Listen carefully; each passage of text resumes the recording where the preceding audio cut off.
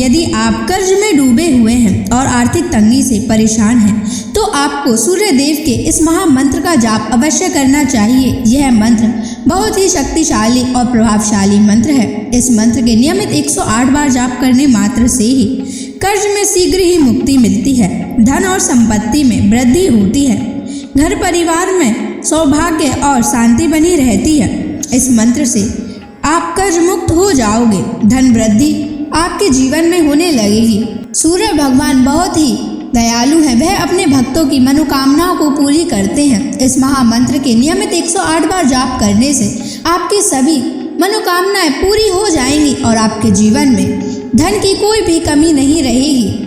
आप अपने जीवन में उन्नति प्राप्त करेंगे, आपको हमेशा सफलता ही प्राप्त होगी। इसलिए प्यारे भक्तों, इस मंत्र को साधारण समझने की गलती बिल्कुल भी ना करें। यह मंत्र बहुत ही प्रभावशाली मंत्र है। इस मंत्र का प्रभाव तुरंत ही दिखाई देने लगता है।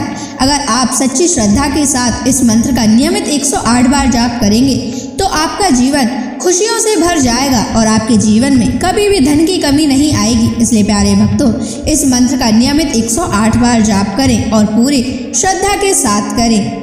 अगर आप सूर्य देव का आशीर्वाद प्राप्त करना चाहते हैं तो इस वीडियो को लाइक और चैनल को सब्सक्राइब जरूर कर दीजिए और कमेंट बॉक्स में जय सूर्य देव अवश्य लिख दीजिए। तो चलिए भक्तों, मंत्र का जाप करना प्रारंभ करते हैं। ओम ह्रीं श्रीं सूर्याय सहस्र तेजसे महाधन प्रदायकाय नमः। ओम ह्रीं श्रीं सूर्याय सहस्र तेजसे महाधन प्रदायकाय नमः। ओम ह्रीं श्रीं सूर्याय सहस्र तेजसे महाधन प्रदायकाय नमः। ओम ह्रीं श्रीं सूर्याय सहस्र तेजसे महाधन प्रदायकाय नमः। ओम ह्रीं श्रीं सूर्याय सहस्र तेजसे महाधन प्रदायकाय नमः। ओम ह्रीं श्रीं सूर्याय सहस्र तेजसे महाधन प्रदायकाय नमः। ओम ह्रीं श्रीं सूर्याय सहस्र तेजसे महाधन प्रदायकाय नमः। ओम ह्रीं श्रीं सूर्याय सहस्र तेजसे महाधन प्रदायकाय नमः। ओम ह्रीं श्रीं सूर्याय सहस्र तेजसे महाधन प्रदायकाय नमः। ओम ह्रीं श्रीं सूर्याय सहस्र तेजसे महाधनप्रदायकाय नमः। ॐ ह्रीं श्रीं सूर्याय सहस्रतेजसे महाधनप्रदायकाय नमः। ॐ ह्रीं श्रीं सूर्याय सहस्रतेजसे महाधनप्रदायकाय नमः। ॐ ह्रीं श्रीं सूर्याय सहस्रतेजसे महाधनप्रदायकाय नमः। ॐ ह्रीं श्रीं सूर्याय सहस्रतेजसे महाधनप्रदायकाय नमः। ॐ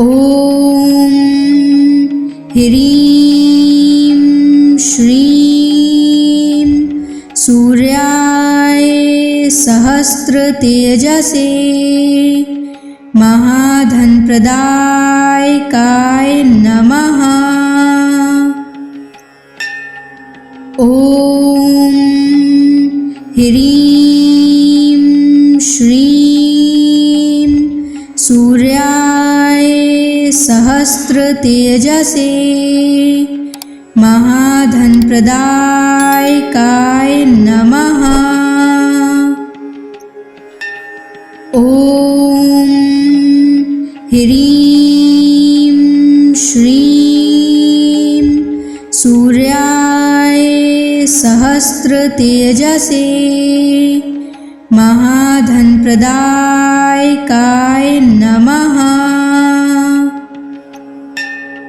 ॐ ह्रीं श्रीं सूर्याय सहस्रतेजसे महाधनप्रदायकाय नमः। ॐ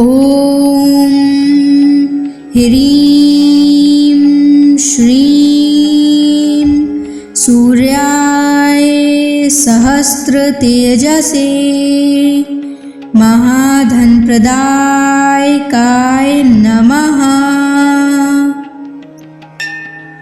ॐ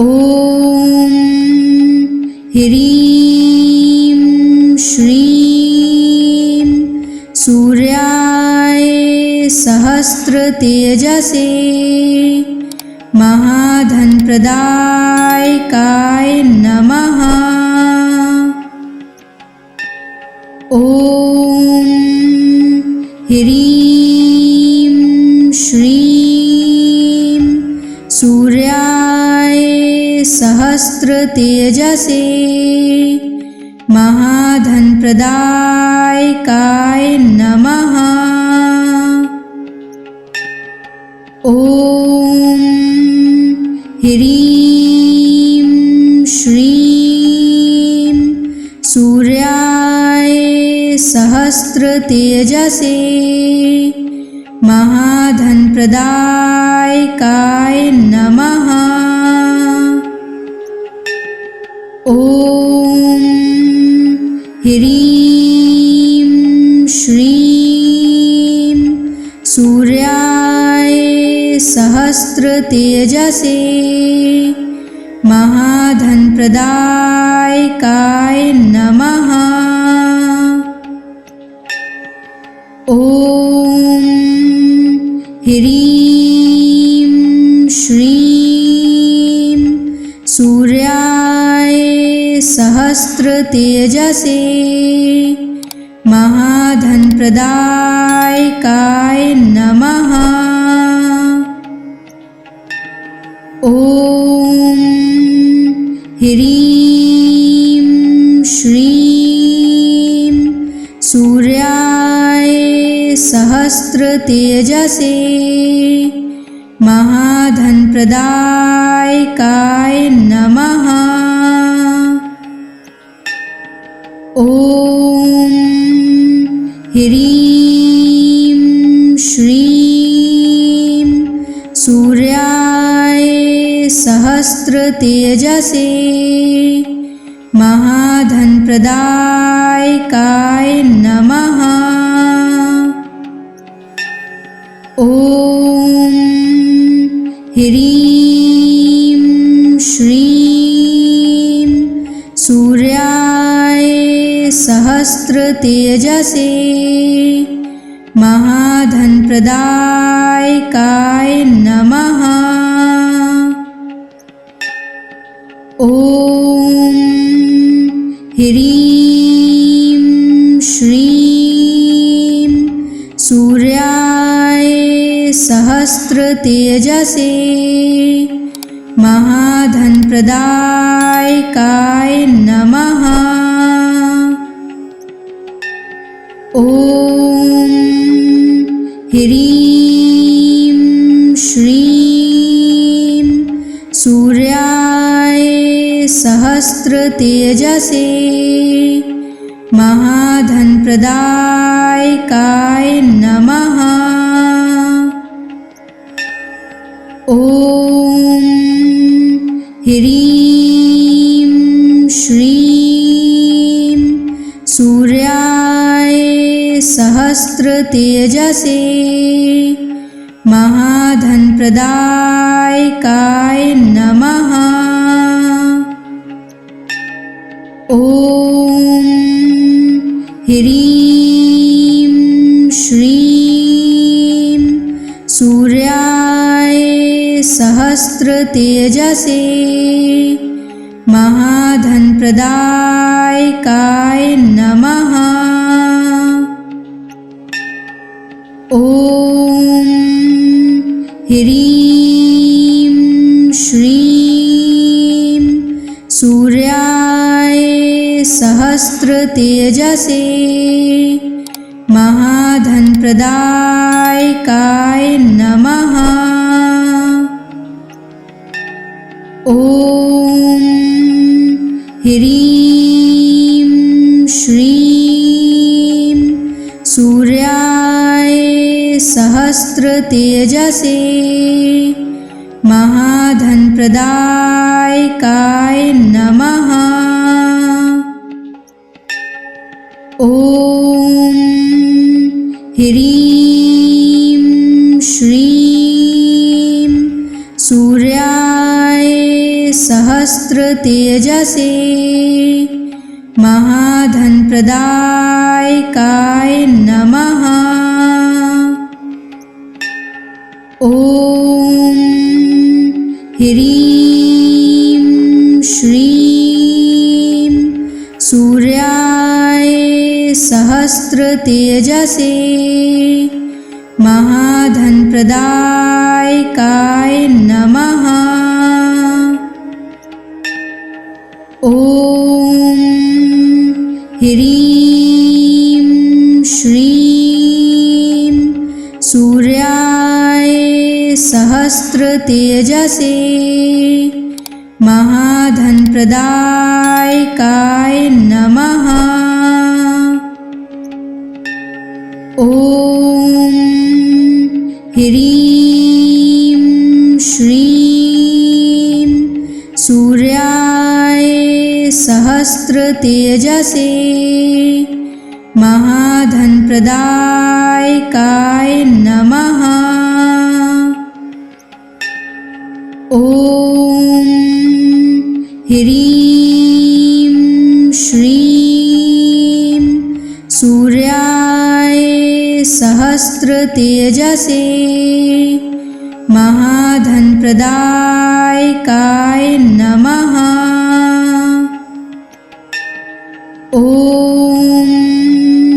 ह्रीं श्रीं सूर्याय सहस्त्रतेजसे महाधनप्रदायकाय नमः। ॐ ह्रीं श्रीं सूर्याय सहस्त्रतेजसे महाधनप्रदायकाय नमः। ॐ ह्रीं श्रीं सूर्याय सहस्त्रतेजसे महाधनप्रदायकाय नमः। ॐ ह्रीं श्रीं सूर्याय सहस्त्रतेजसे महाधनप्रदायकाय नमः। ॐ ह्रीं श्रीं सूर्याय सहस्त्रतेजसे महाधनप्रदायकाय नमः। ॐ ह्रीं श्रीं सूर्याय सहस्त्रतेजसे महाधनप्रदायकाय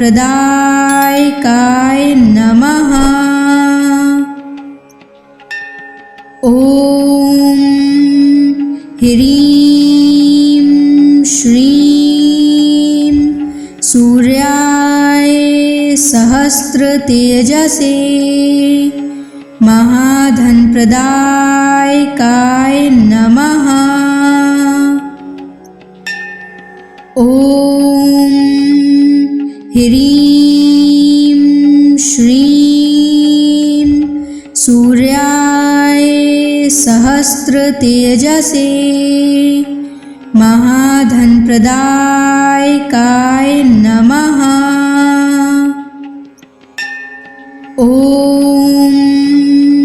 ह्रीं श्रीं सूर्याय सहस्त्रतेजसे महाधनप्रदायकाय नमः। ॐ ह्रीं श्रीं सूर्याय सहस्त्रतेजसे महाधनप्रदायकाय नमः। ॐ ह्रीं श्रीं सूर्याय सहस्त्रतेजसे महाधनप्रदायकाय नमः। ॐ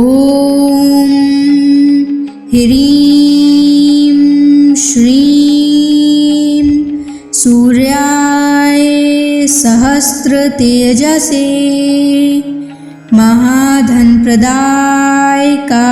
नमः। ॐ ह्रीं श्रीं सूर्याय सहस्त्रतेजसे महाधनप्रदायकाय नमः। ॐ ह्रीं श्रीं सूर्याय सहस्त्रतेजसे महाधनप्रदायकाय नमः। ॐ ह्रीं श्रीं सूर्याय सहस्त्रतेजसे महाधनप्रदायकाय नमः।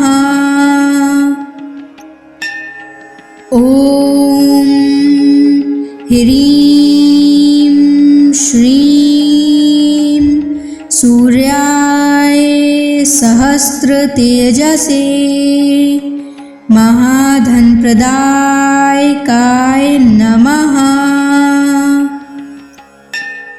ॐ ह्रीं श्रीं सूर्याय सहस्रतेजसे महाधनप्रदायकाय नमः। ॐ ह्रीं श्रीं सूर्याय सहस्रतेजसे महाधनप्रदायकाय नमः। ॐ ह्रीं श्रीं सूर्याय सहस्रतेजसे महाधनप्रदायकाय नमः। ॐ ह्रीं श्रीं सूर्याय सहस्रतेजसे महाधनप्रदायकाय नमः। ॐ ह्रीं श्रीं सूर्याय सहस्रतेजसे महाधनप्रदायकाय नमः। ॐ ह्रीं श्रीं सूर्याय सहस्रतेजसे महाधनप्रदायकाय नमः। ॐ ह्रीं श्रीं सूर्याय सहस्रतेजसे महाधनप्रदायकाय नमः। ॐ ह्रीं श्रीं सूर्याय सहस्रतेजसे महाधनप्रदायकाय नमः। ॐ ह्रीं श्रीं सूर्याय सहस्रतेजसे महाधनप्रदायकाय नमः। ॐ ह्रीं श्रीं सूर्याय सहस्रतेजसे महाधनप्रदायकाय नमः। ॐ ह्रीं श्रीं सूर्याय सहस्रतेजसे महाधनप्रदायकाय नमः। ॐ ह्रीं श्रीं सूर्याय सहस्रतेजसे महाधनप्रदायकाय नमः। ॐ ह्रीं श्रीं सूर्याय सहस्रतेजसे महाधनप्रदायकाय नमः। ॐ ह्रीं श्रीं सूर्याय सहस्रतेजसे महाधनप्रदायकाय नमः। ॐ ह्रीं श्रीं सूर्याय सहस्रतेजसे महाधनप्रदायकाय नमः। ॐ ह्रीं श्रीं सूर्याय सहस्रतेजसे महाधनप्रदायकाय नमः। ॐ ह्रीं श्रीं सूर्याय सहस्रतेजसे महाधनप्रदायकाय नमः। ॐ ह्रीं श्रीं सूर्याय सहस्रतेजसे महाधनप्रदायकाय नमः। ॐ ह्रीं श्रीं सूर्याय सहस्रतेजसे महाधनप्रदायकाय नमः। ॐ ह्रीं श्रीं सूर्याय सहस्रतेजसे महाधनप्रदायकाय नमः। ॐ ह्रीं श्रीं सूर्याय सहस्रतेजसे महाधनप्रदायकाय नमः। ॐ ह्रीं श्रीं सूर्याय सहस्रतेजसे महाधनप्रदायकाय नमः।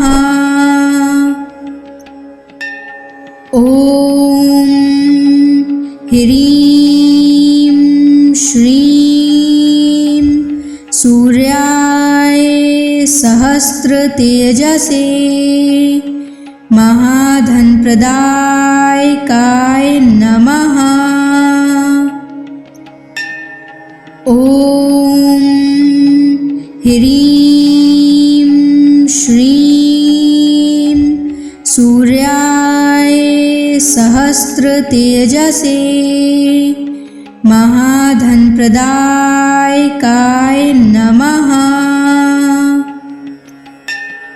ॐ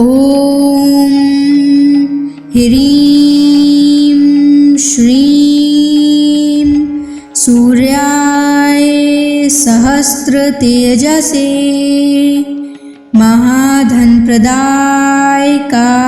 नमः। ॐ ह्रीं श्रीं सूर्याय सहस्रतेजसे महाधनप्रदायकाय नमः।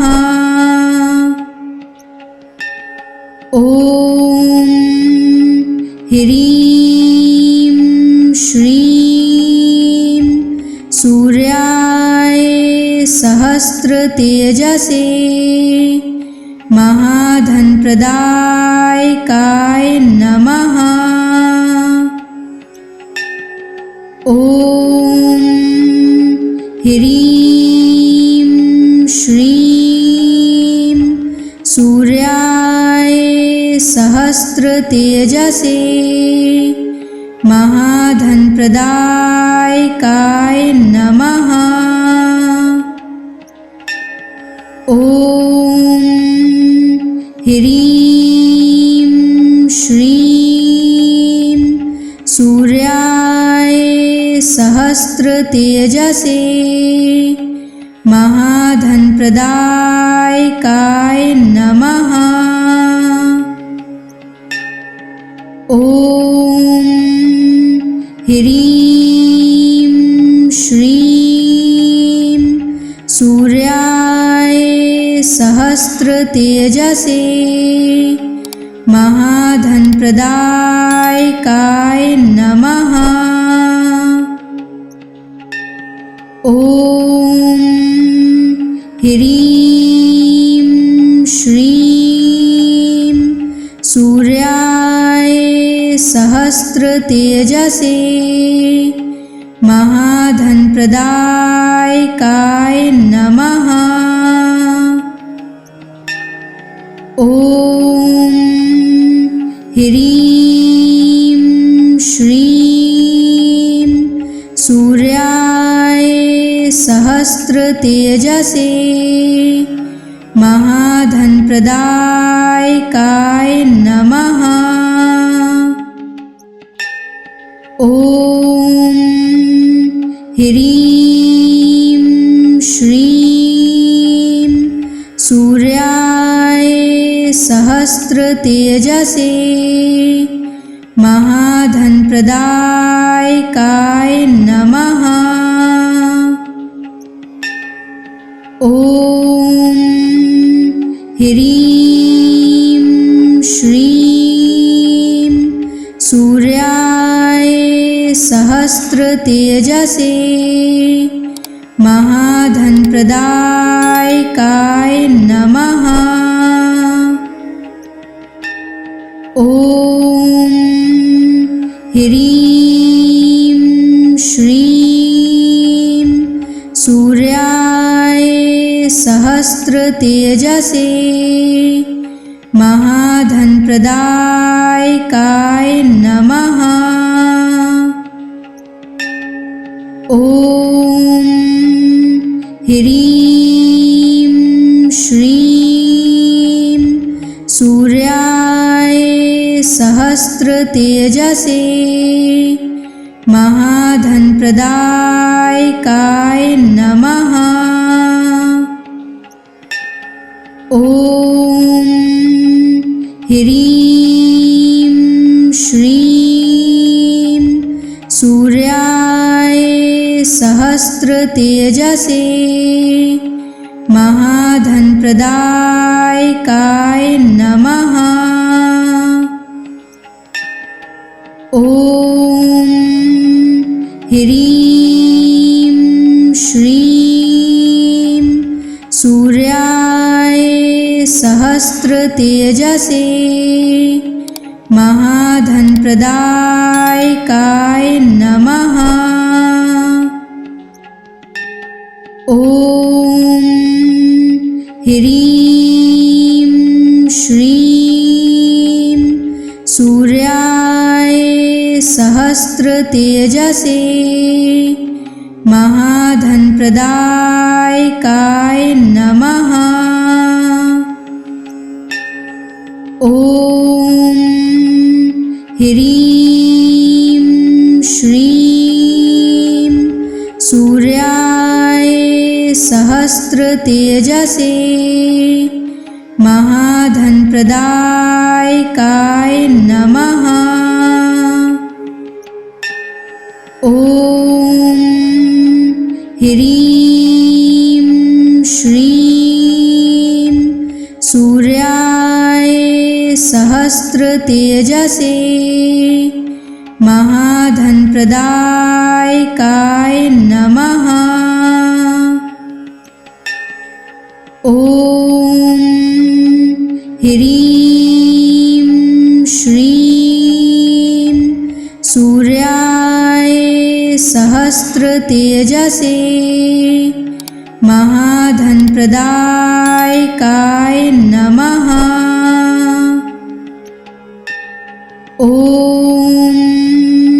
ह्रीं श्रीं सूर्याय सहस्रतेजसे महाधनप्रदायकाय नमः।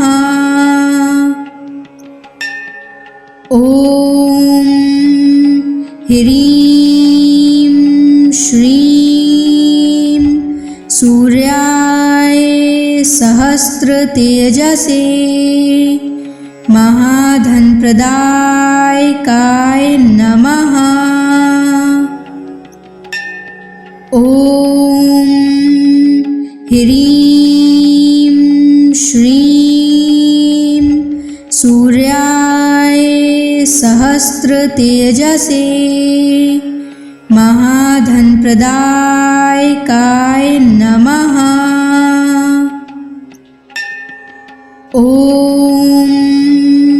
ह्रीं श्रीं सूर्याय सहस्रतेजसे महाधनप्रदायकाय नमः। ॐ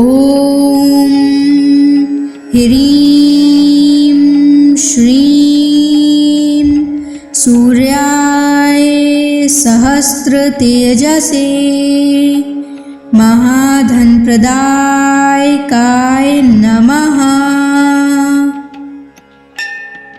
ॐ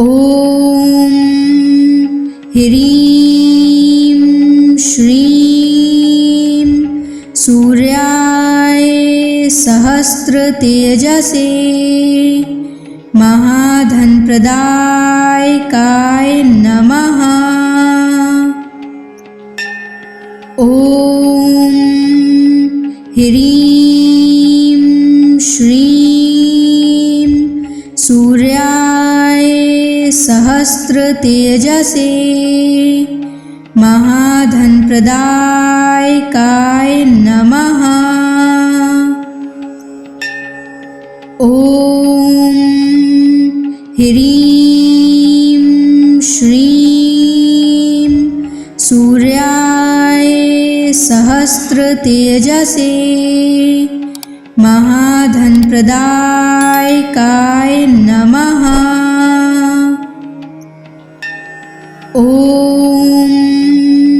ह्रीं श्रीं सूर्याय सहस्रतेजसे महाधनप्रदायकाय नमः। ॐ ह्रीं श्रीं सूर्याय सहस्रतेजसे महाधनप्रदायकाय नमः। ॐ ह्रीं श्रीं सूर्याय सहस्रतेजसे महाधनप्रदायकाय नमः। ॐ ह्रीं श्रीं सूर्याय सहस्रतेजसे महाधनप्रदायकाय नमः।